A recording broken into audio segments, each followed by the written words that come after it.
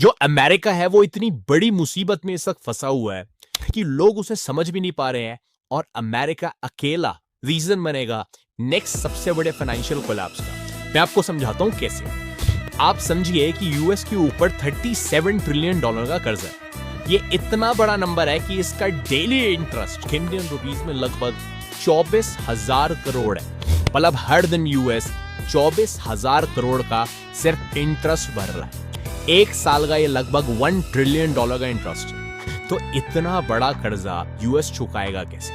देखो, यूएस ने bonds issue करे, तो यूएस के खुद के लोगों ने भी बॉन्ड्स खरीदे हुए हैं। अब बॉन्ड्स पे इंटरेस्ट देना पड़ता है। अब बॉन्ड्स पे इंटरेस्ट देना है तो उसको चुकाने के दो तरीके हैं।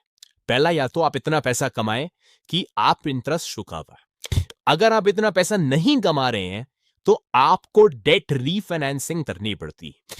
अब डेट को रीफाइनेंस करने के लिए और डेट इशू करना पड़ेगा। मतलब सरकारें बॉन्ड्स इशू करती है, इंडिया की गवर्नमेंट भी बॉन्ड्स इशू करती है, उस पर फिक्स इंटरेस्ट देती है, और इसी तरीके से यूएस भी बॉन्ड्स इशू कर रहा है, पर आगे करता रहे थे। अब अगर और बॉन्ड्स को इशू किया जाएगा तो उसे खरीदेगा मैं। लोगों को तो स्टॉक मार्केट में ग्रोथ दिख रही है। लोग सोच रहे हैं भैया मार्केट में पैसा लगा देते हैं। यूएस की मार्केट हर दिन हाई बना रही है और अपने ऑल टाइम हाई के आसपास हुई है। तो अगर मार्केट इतना अच्छा रिटर्न दे रही है तो हम बॉन्ड्स में पैसा क्यों लगाएं? अब बॉन्ड्स में पैसा तब लगाया जाएगा जब बॉन्ड्स में अच्छे इंटरेस्ट रेट्स ऑफर किए जाएं।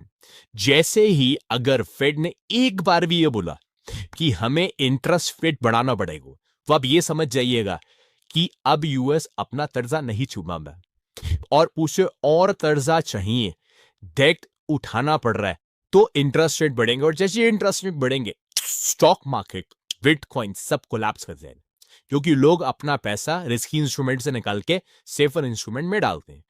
अब ये अभी होगा, 6 महीने बाद होगा, 1 साल बाद होगा, मुझे नहीं कहूँ, बट ये बबल कभी तो बर्स्ट होगा, क्योंकि डेट का बबल हो। आप इस वीडियो को शेयर कर सकते हैं,